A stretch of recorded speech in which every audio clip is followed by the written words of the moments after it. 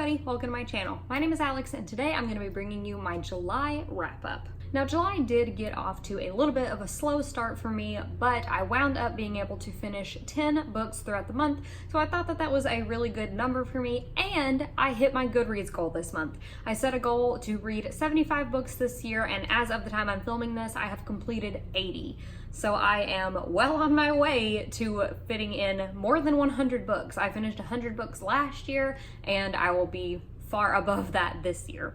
Now, if you missed it, I did post a mid-month wrap-up for July where I talked about the first 4 books that I completed in the month. So if you want more in-depth reviews on those titles, go over to that video. That is where you'll find those. In that video, I reviewed Love and Gelato by Jenna Evans Welch, The Long Way to a Small Angry Planet by Becky Chambers, Blankets by Craig Thompson, and Orange is the New Black by Piper Kerman. Now, while I will not be reviewing those books in this video, I will be giving you guys some stats for my reading for the month, and those 4 books will be included within these stats. And just excuse the yard work that you hear going on outside. Now, as far as publication year, 4 of the books that I read in July were published either in 2018 or 2019, and the other 6 were published in 2017 or before.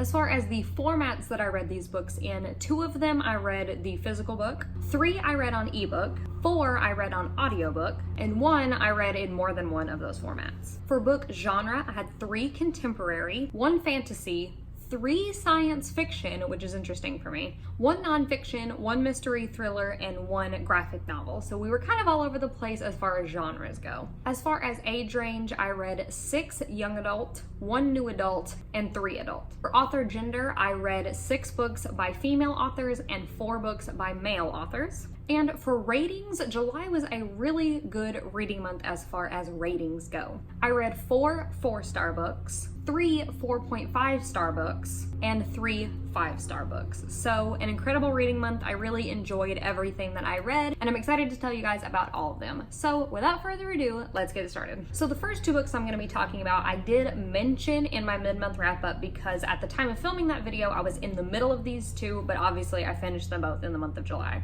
So the first one I'm going to be talking about is Skyward by Brandon Sanderson. This is a young adult sci-fi novel that follows our main character Spensa, and she wants to be a pilot. But the problem is that her father was a pilot and he was deemed a coward after he abandoned his fleet. So everyone has put that onto Spensa as well, and they don't believe in her. They think that she is going to be a coward just like her father was, and she is determined to prove them wrong. I highly enjoyed this novel. I think that Brandon Sanderson is an incredibly talented author. I have read one other book of his. I read Warbreaker back a few months ago and loved it. That book is completely different from this one. Brandon Sanderson is mainly known for his adult high fantasy, and this book is a young adult science fiction. I do think that Brandon Sanderson nailed the age range really well. This is obviously about a teenager and it appeals to the younger audience, but it is not dumbed down. It did not feel slow, and it did not feel like it sacrificed quality just because it's aimed for a younger audience. The world was incredibly interesting. The characters and the history in this world are so well developed and so unique and well-rounded. And throughout the book, as you learn more and more and the stakes keep getting higher and higher, you just want to know what's going to happen. It's an on your edge of the seat kind of read. I know that the sequel to this is supposed to be coming out later this year, I think in November. I'm very excited for it, and I'm really excited to just keep diving into Brandon Sanderson's work. Overall, I absolutely adored this and ended up giving it a 5 out of 5 stars. The next book I'm going to talk about is Ask Again Yes by Mary Beth Keane.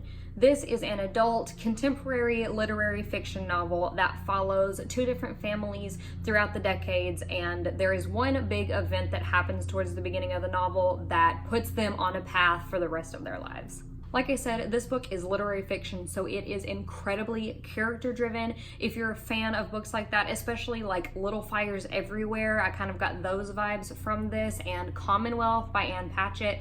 If you're a fan of books like that, I think that you'll really enjoy this. But if you need a full plot to get through a novel, then I do not think this is the book for you. The writing is done really beautifully. It's not overly flowery, but there is a little bit of description in there to kind of dress it up. Now, I will say that this novel did take me quite a while to get through. I didn't get into it really until the first 150-ish pages were kind of slow for me, and then it started to pick up. So if this is something that you're truly interested in and you find that you're not really caring about the first little bit of it, I would go ahead and try to push forward. But overall, it was a very, very well written story, and I would definitely like to continue reading this author in the future. There is also a lot of commentary in this novel about mental health and alcoholism, so know that going in if those are things that are going to trigger you. But if you are comfortable reading about that, I feel like the subject matter was handled really well. It was a really in-depth exploration of those topics that I just really appreciated. So overall, I ended up giving this book a 5 out of 5 stars. Now we're getting into the books that I completed for the reading rush. Now, I did post a video earlier in the month of my reading rush TBR, and I did not exactly stick to that TBR. If you follow me on Instagram, I updated my stories throughout the week to let you guys know how it was unfolding. But even though I did not stick to my original TBR all the way, I did end up fulfilling 6 of the 7 challenges, so I'm gonna call that a win. So the first book I completed for the reading rush was Exit Pursued by a Bear by E.K. Johnston. This one fulfilled the challenges for a book with purple on the cover, as well as a book with 5 or more words in the title. This book is a young adult contemporary that is based off of the Shakespeare play A Winter's Tale. This book follows our main character, Hermione Winters, and she is a cheerleader at her school, and cheerleading is the big thing at her school. It's what they're known for, and every year they have a star cheerleader and a pariah pregnant girl, and Hermione winds up actually being both of them after she is drugged at this cheer camp and raped and becomes pregnant. There are obviously huge trigger warnings placed on this book for sexual assault and rape. There is a lot of tough commentary going on in this novel, but I do think that it was handled with care. As far as the retelling aspect of this, I have never read A Winter's Tale, so I can't say how faithful it is as a retelling and drawing on the original source material, but just as a piece of work on its own, I really enjoyed it. It's not my favorite thing that I've ever read, but I do think that it will stick with me, and it's something that I will think about every now and again and will continue to recommend. So I ended up giving it a 4 out of 5 stars. The next book I completed was An Absolutely Remarkable Thing by Hank Green, and this one wound up completing the challenges for an author's first book and a book that you meant to read last year. This book is shelved on Goodreads as young adult, but I would peg it as new adult because our main character is 23. Our main character, April May, lives in New York City, and she's walking through the street at 3 o'clock in the morning one night and comes upon this giant sculpture that she dubs Carl. She winds up taking a video with Carl and posting it on the internet, and it immediately goes viral as these Carls have been popping up all over the world in major cities and nobody knows how they got there. This book really has some good commentary on the effects of social media and fame in our society today. I feel like the topic was really thoroughly covered and really well done, but it didn't feel preachy. It showed us the sides that we may not think of when we think of social media celebrities or YouTubers or people that are famous for being on the internet, things that we might not think about in their lives. I feel like this really brings those issues into light. This was definitely thought-provoking in those ways, but I also feel like just the plot on its own was really well done. Again, this one kept me on the edge of my seat. I just wanted to know what was going to happen. I fell in love with all of the characters. April May is so relatable, and there is also bisexual representation in here, which I thought was incredibly well done. This was just right up my alley and just exactly what I wanted from a book. It's really hard for me to believe that this is a debut novel.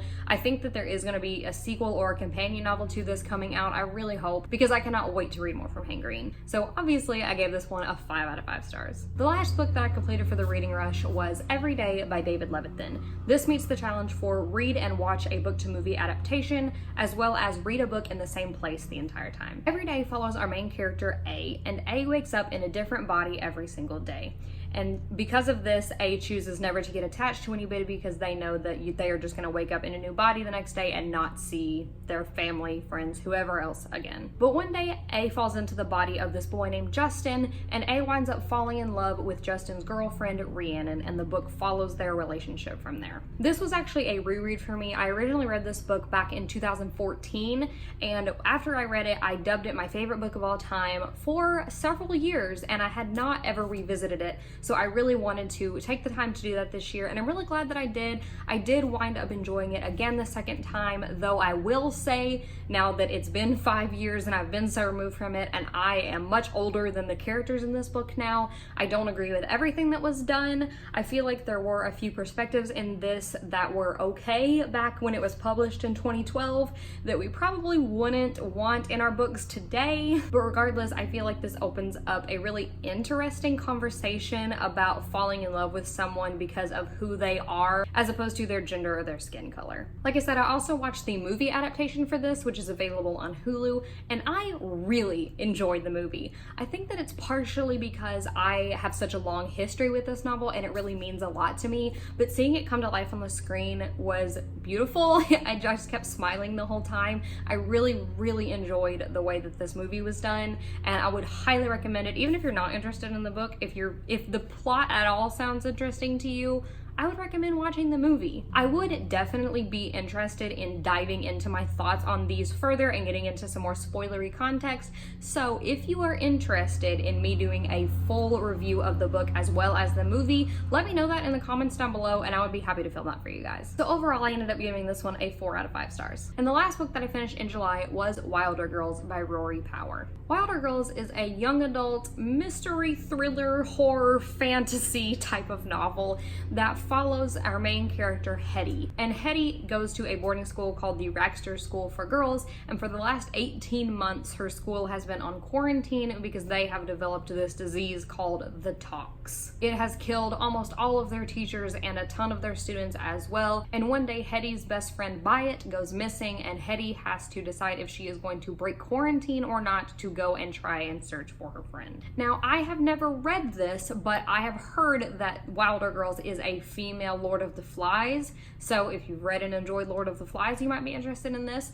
Overall, I highly enjoyed this. It, on the surface, does not sound like something that I would typically be interested in, but I really liked my time reading this. I will say, like I said, this is kind of a horror novel. This is incredibly gory. They do not shy away from those scenes, so if that makes you uncomfortable, you won't want to read this because there are some scenes with some pretty intense gore. This is a debut novel, and that being said, I feel like it was really well done. The writing style is not too flowery, but it's also not completely bland. It was paced very well. There is a tiny romance element that I really enjoyed, and I liked just being with these characters and seeing what was going to happen. I do feel like I could have gotten a little tiny bit more out of the ending, but overall I am satisfied with how it turned out. Really enjoyed it. Will definitely be reading more from this author in the future. Wound up giving this one a 4.5 out of 5 stars. So as usual with my wrap-ups, I want to go ahead and let you know the books that I am in the middle of. You guys know I have been reading Empire of Storms by Sarah J. Maas for forever. I'm still in the middle of it. I'm only like a third of the way through. I pray that I will finish it in August, and hopefully you'll hear about it in my mid-month wrap-up. That's what we're aiming for. I'm also currently in the middle of The Strange and Beautiful Sorrows of Ava Lavender by Leslie Walton. I am right around halfway through. You'll hear about it in my mid-month wrap-up for August. So that is it for my July wrap-up. We had a really good reading month as far as ratings were concerned, and I just hope that follows over into August. So if you have read any of these books, let me know your thoughts on them in the comments down below. Of course, I would love to chat with you guys down there as always. And if you liked what you saw in this video, please give it a big thumbs up and also click the subscribe button so that you don't miss out on any of my content. So until next time, bye!